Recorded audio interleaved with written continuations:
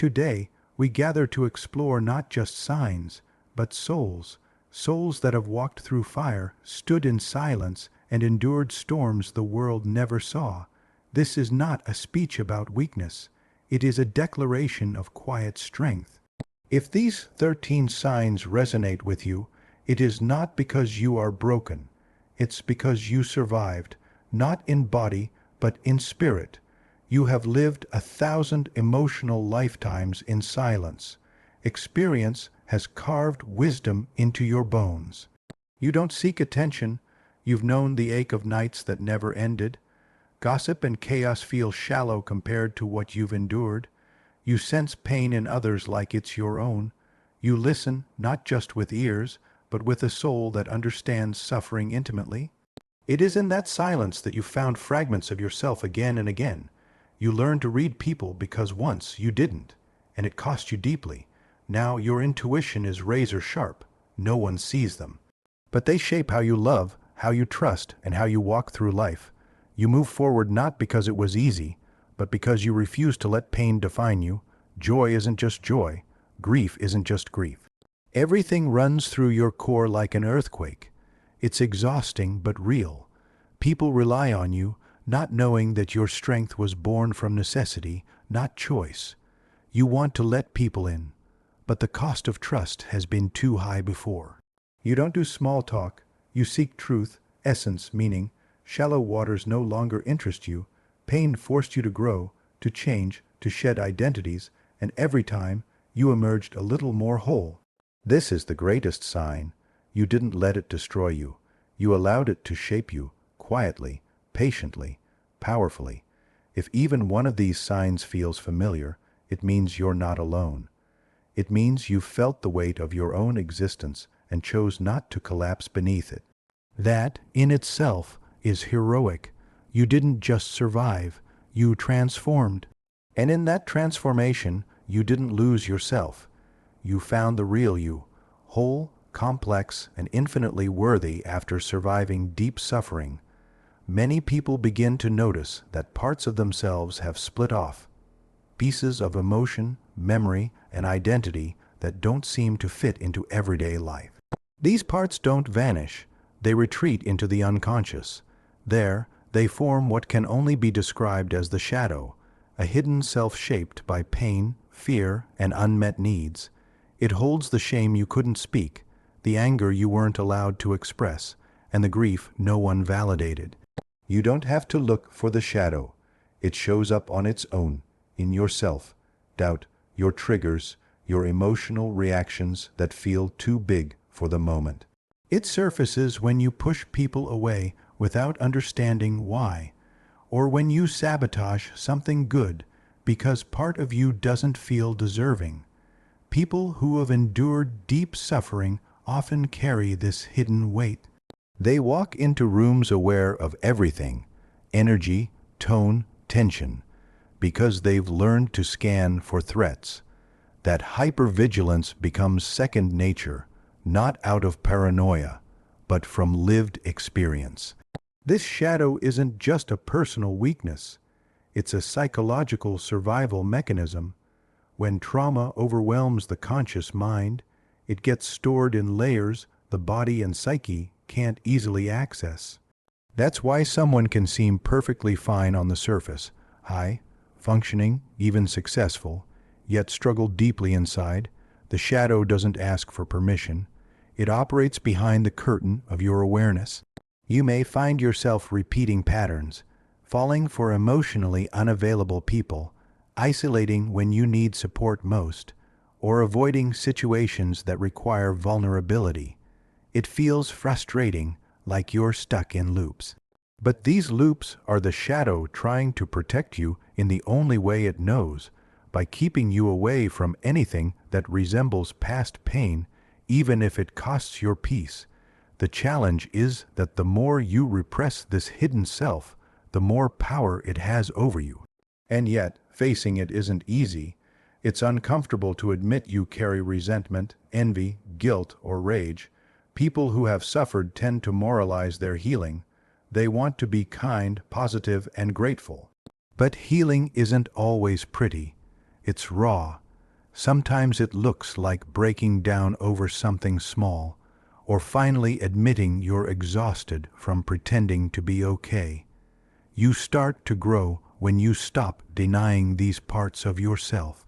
When you say, "Yes, I was hurt," and stop minimizing your experience. The goal isn't to get rid of the shadow, but to acknowledge it, learn from it, and slowly bring it into the light. Those who have suffered deeply often become incredibly insightful once they stop running from their pain. They become whole not because they avoided the darkness, but because they made peace with it. When pain becomes a constant companion, you learn, consciously or not, to hide it, not because you're deceptive, but because the world rarely knows what to do with rawness. You put on a mask, not to lie, but to survive. This mask might look like confidence, independence, humor, or even silence. People who have endured deep suffering often become masters of emotional disguise. On the outside, they function. On the inside, they're holding it together with invisible thread. This mask is not just social. It's psychological armor. If you've been dismissed, judged, or abandoned at your lowest, you begin to believe that vulnerability equals danger. So you adapt. You smile when you're crumbling. You say, "I'm fine," when you're numb. You become who the world needs you to be, not because you want to lie, but because the truth has rarely been safe. You may notice that you're the one everyone leans on, the strong one, the dependable one. Yet no one asks how you are doing, and when they do, you still say you're okay. The mask has been on for so long, even you start to believe it's you. But underneath, you're carrying the emotional weight of memories, trauma, loss, or abandonment that never fully left. Over time, this disconnect between your inner world and outer persona creates tension. You might feel exhausted without knowing why. Relationships may feel shallow, even if you're surrounded by people. That's because you're not being seen. They're connecting with the mask, not the person behind it. And when you're not seen, you start to feel like maybe who you are doesn't deserve to be. There's also guilt. You feel guilty for struggling when you appear to have it together. You feel guilty for not being more open, more authentic. But the truth is, the mask was necessary at one point. It protected you from environments that weren't emotionally safe. It gave you the ability to function when falling apart wasn't an option. What becomes dangerous is when the mask becomes permanent, when it isolates you from the connection and intimacy you quietly crave. You might find yourself afraid to show emotion in front of others, even those you love. You might even feel ashamed for needing help. This isolation becomes another form of suffering, one that feels lonelier than the original pain. Yet there comes a point where the mask becomes too heavy, the performance becomes unbearable, and if you're lucky or brave, you begin to take it off little by little, not in front of everyone, just with those who have earned the right to see you. You begin to understand that vulnerability isn't weakness, it's a return to your real self, and in doing so, you give others permission to drop their masks too. Once the mask begins to crack, once even a small part of you dares to be seen, something remarkable starts to happen. The same suffering that once made you hide begins to give you vision.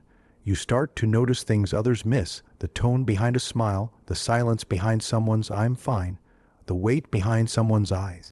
Your wounds have sharpened your perception, not because you're special, but because pain has trained you to see. People who have been deeply hurt often carry a quiet kind of wisdom.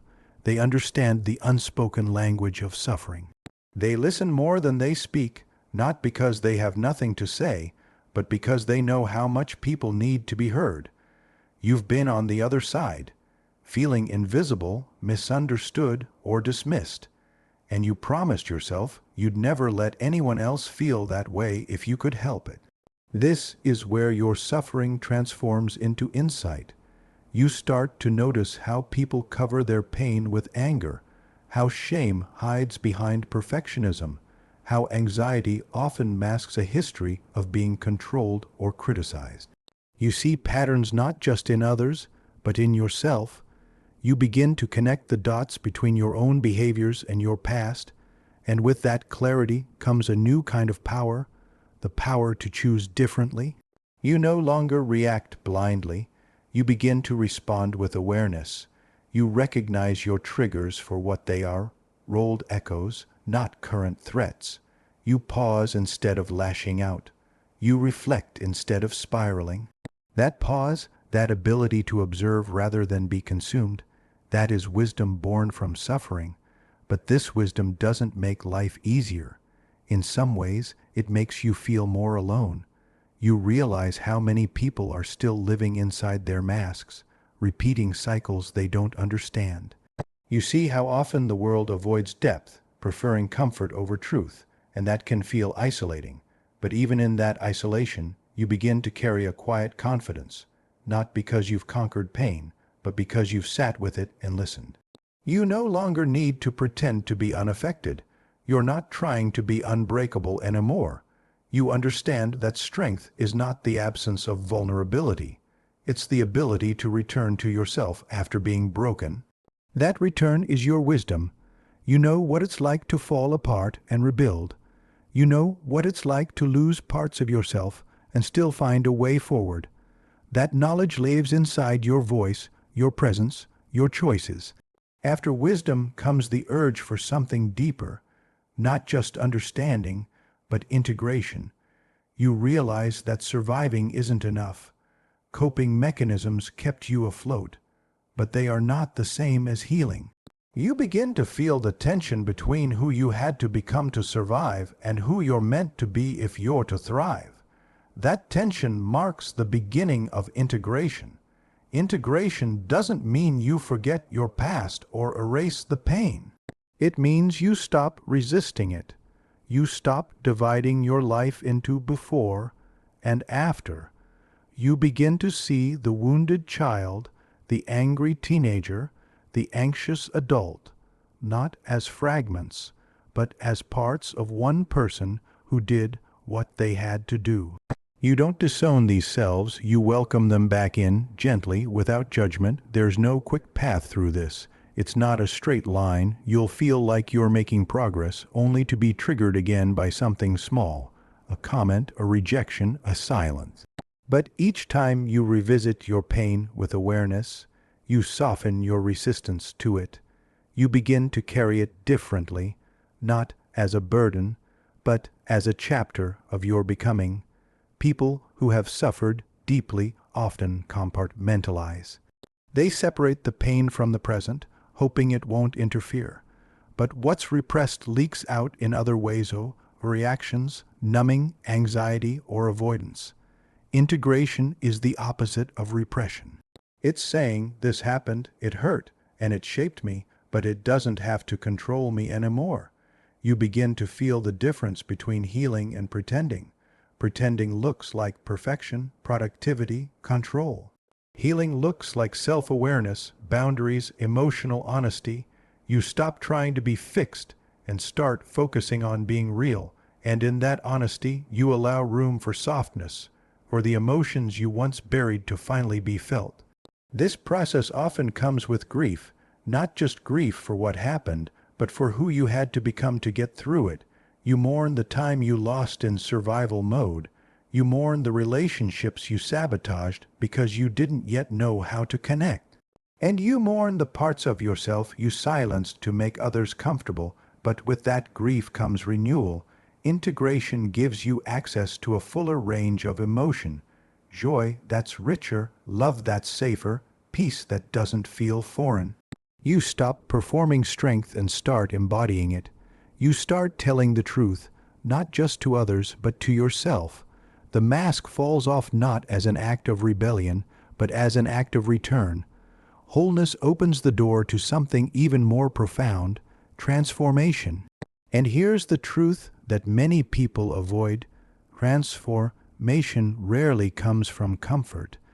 It comes from fracture, from crisis, from the moments you thought would break you but didn't.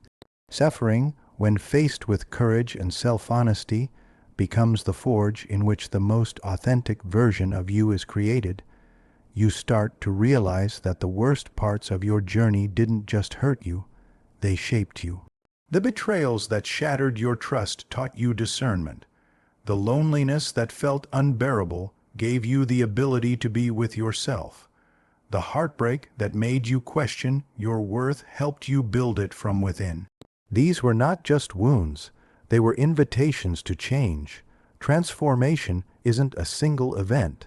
It's a series of quiet decisions, choosing to stop abandoning yourself, choosing to show up, even when it would be easier to disappear, choosing to speak your truth instead of performing for approval. And these choices don't make you a different person. They reveal the one you've always been underneath the fear.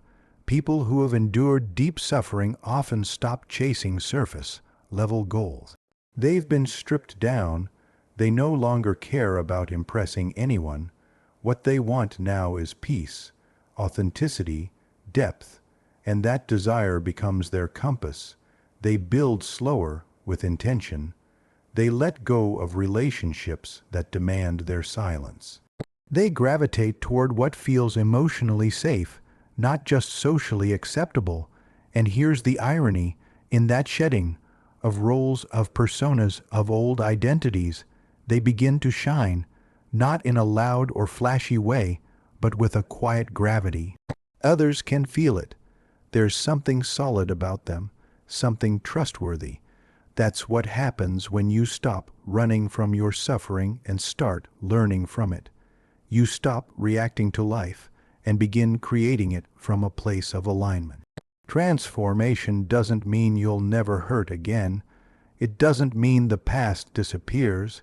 What changes is your relationship to it. You stop seeing yourself as a victim of your life and begin to see yourself as its author. You own your story, even the chapters you never wanted to live, and in doing so, you take back your power, not to control everything, but to respond to it differently. This is where the full circle comes in. The shadow you once feared becomes your greatest teacher. The mask you wore becomes unnecessary. The wisdom you gained becomes a tool for compassion. The parts you rejected become sources of strength. And your suffering, rather than being the thing that ruined you, becomes the reason you woke up.